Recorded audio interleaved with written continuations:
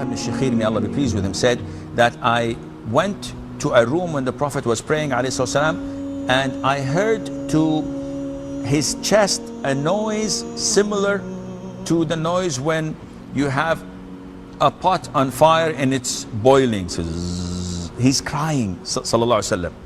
He's weeping.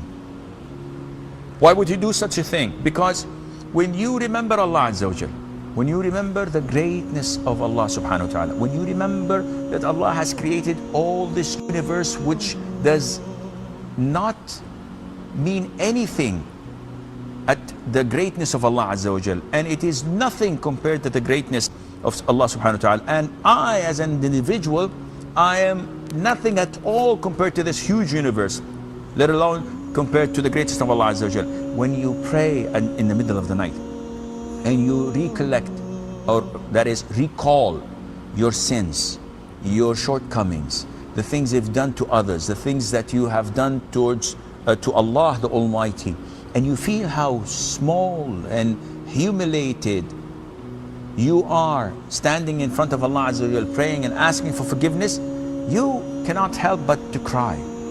Likewise, when you ask Allah Azza wa Jal for forgiveness, when you're prostrating or you're making dua, if it comes from the heart, it rips your heart out, because you know how bad you were and you still are, and you don't know how Allah Azza wa Jal is going to conclude your life. So you keep on praying, you keep on feeling this submissiveness and humility to Allah Azza wa Jal, and you cannot help but to cry. And that is why this is a little bit difficult.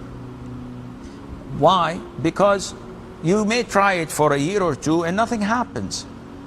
But if it does happen, then you're among the fortunate one.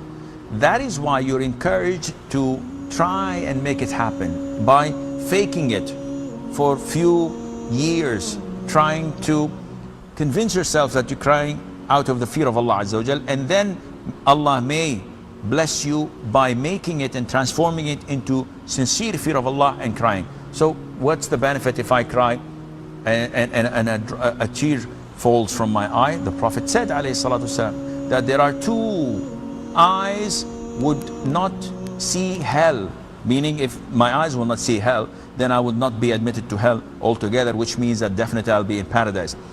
And one of them was an eye that remembered Allah Azza wa Jal and tears came out of it.